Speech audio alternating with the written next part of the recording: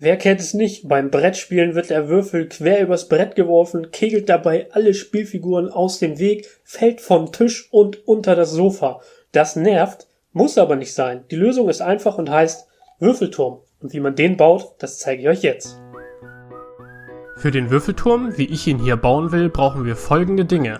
Sperrholz. Ich habe hier Birke-Sperrholz gewählt. Ein recht schweres Holz aus dem Holzverschnitt, recht günstig gekauft, das eine Dicke von ungefähr 1 Zentimeter hat.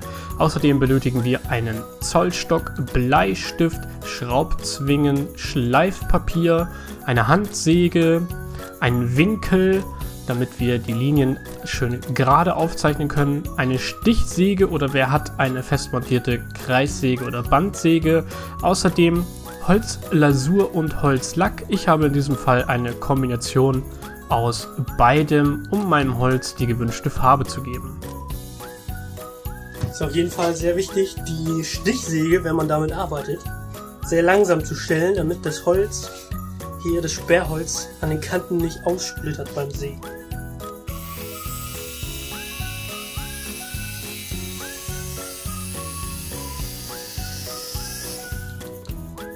Nach dem Sägen der Einzelteile mit der Stichsäge müssen diese nun noch vom Sägegrad befreit und aufs gleiche Idealmaß geschliffen werden. Also, ich habe jetzt hier die Rampen gesägt, oben noch einen kleinen Deckel und hier unten die Ausrollrampe. Ich habe mir ein kleines Logo ausgedruckt, ein bisschen was Napoleonisches. Und habe jetzt hier ein Butterbrotpapier zum Durchpauschen.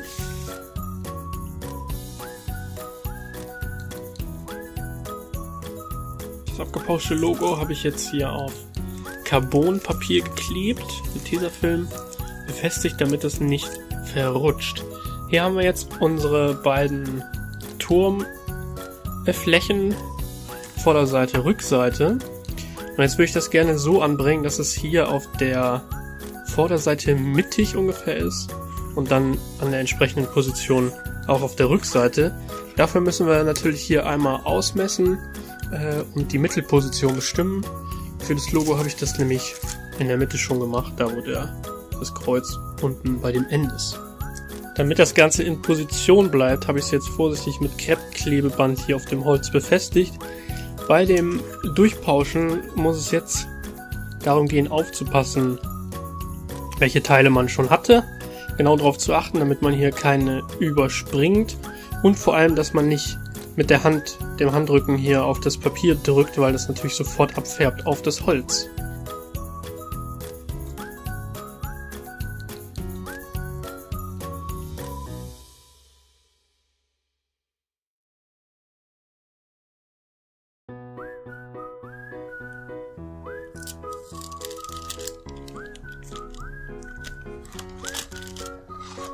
Hervorragend. Gut geklappt. Kann man an ein paar Stellen noch mal ein bisschen nachzeichnen. Hier unten ist es nicht ganz deutlich geworden. Das machen wir jetzt mit dem zweiten Brett auch noch. Und dann geht's ans Reinfräsen. So, auf beiden Seiten ist das Muster aufgetragen. Ich werde jetzt hier den Dremel benutzen, um das Muster nachzufräsen. Ganz vorsichtig und behutsam.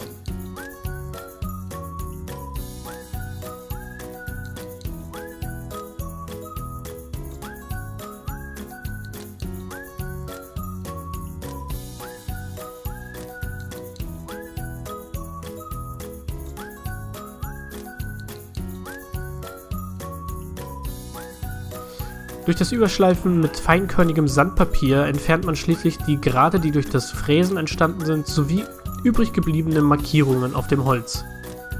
So, der 2-Komponenten-Kleber ist jetzt getrocknet. Ich habe schon mal angefangen, ein bisschen überzuschleifen. Erstmal mit grobem Schmirgelpapier, dann später mache ich mit dem 180er weiter. Ich empfehle auf jeden Fall dabei, eine Atemschutzmaske zu tragen, weil das natürlich jetzt hier sollte man nicht unbedingt einatmen. Nach dem Abschleifen der Füllmasse ist es wichtig, das Holz gründlich zu entstauben und gegebenenfalls zu entfetten, bevor ihr die Lackglasur auftragt. Achtet beim Auftragen der Farbe darauf, diese in Richtung der Holzmaserung einzuarbeiten, sodass die Maserung auch nachher noch gut sichtbar bleibt. Achtet außerdem darauf, nicht zu viel Farbe auf dem Pinsel zu haben, sodass sich keine Farbwülste an den Kanten des Holzes bilden. Sollte dies doch passieren, streicht mit dem Pinsel vorsichtig daran entlang. Die Wulstbildung könnt ihr verhindern, indem ihr immer zum Rand des Holzes hinstreicht und nicht zur Mitte.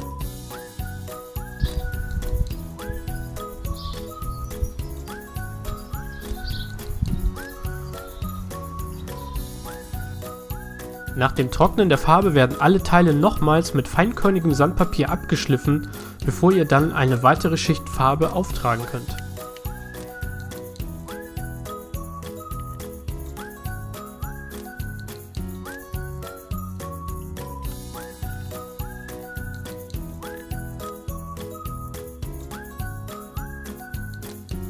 Eine Sache ist mir noch eingefallen, die ganz nützlich sein könnte. Natürlich gut, dass mir das erst einfällt, nachdem ich das Holz schon angestrichen habe. Aber ihr seht es hier, ich habe Eingriffe reingebohrt. Dazu habe ich die beiden Bretter ganz fest zusammengedrückt und dann hier Holzlagen hinzu mit den Schraubklemmen dann festgezogen und dann mit so einem Scharnierbohrer eigentlich, also wo man diese Einlassung ins Holz bohrt für Türen oder sowas, für Schranktüren, wo man dann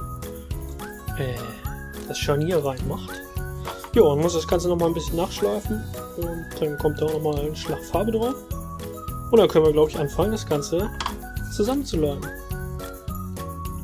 Hier seht ihr den Deckel bzw. die Schale. Jetzt vorsichtig dünnen Leim aufgetragen.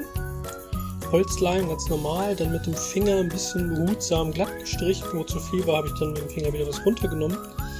Habe das Ganze jetzt zusammengesetzt, Schutzhölzer genommen und dann mit der Schraubklemme bzw. mit 3 Schraubklemmen zusammengezogen. Von außen die beiden und einen quer, damit die Außenplatten auch schön rangezogen werden. Und dann habe ich damit es nicht aus Versehen zusammengedrückt wird, hier oben habe ich nochmal ein Holzstück zurechtgesägt, beziehungsweise 3 und hier reingeklemmt. Das sollte ganz gut halten und dann fehlt jetzt nur noch der Turm und dann müssen wir warten, bis das Ganze trocken ist.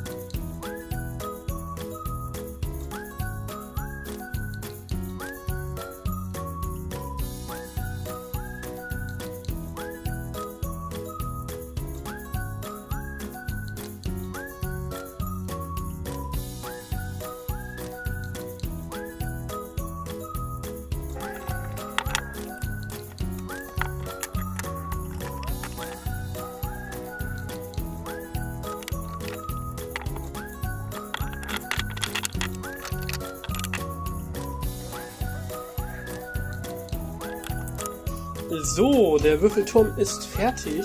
Hier sehen wir ihn. Mit dem Muster, ja, hätte vielleicht eine hellere Füllmasse sein können, aber so hat er einen ganz dezenten Touch. Finde ich ganz gut. Kann hier reingestellt werden in die Schale. Ein Problem gibt's, das hatte ich auch schon befürchtet. Ich habe es nämlich nicht nochmal kontrolliert vorher, beziehungsweise hatte schon das Gefühl, dass nach dem Zusammenleimen das Probleme geben könnte. Er passt jetzt so nicht hundertprozentig rein, das heißt, ich werde an der Unterseite nochmal abschleifen und Farbe nachtragen müssen. Das ist aber kein Problem, das kann man ja recht schnell machen. Und jetzt, da man die Form hat, kann man das dann auch immer schön ranhalten, gucken, ob es passt.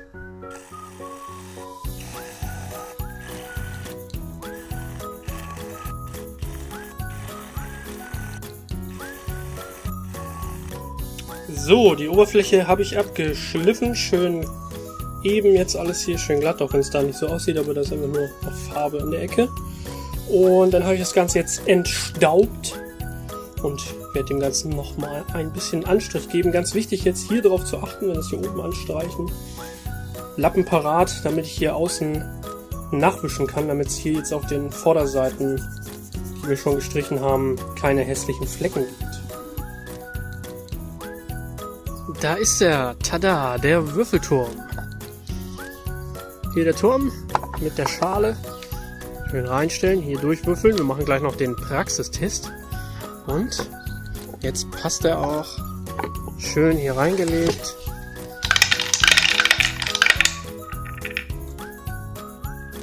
Klappt wunderbar. Guter Wurf, 3 Einsen.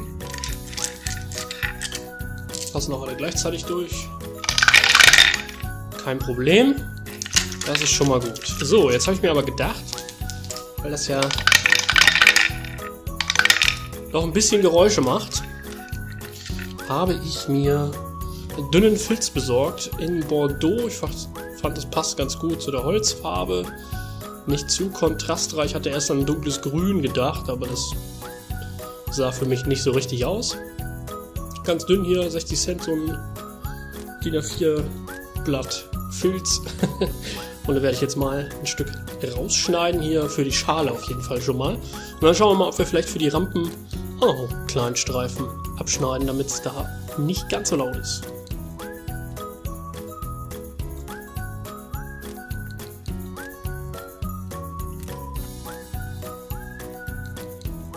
So, der Filz in der Schale ist eingeklebt, bringt auch ganz gut was von der Lautstärke. Also natürlich nicht super doll, weil er nicht so dick ist, aber ganz gut. Ich benutze hier zum Ankleben einen Klebestift, einen Alleskleber-Klebestift von einer bekannten deutschen Klebemarke.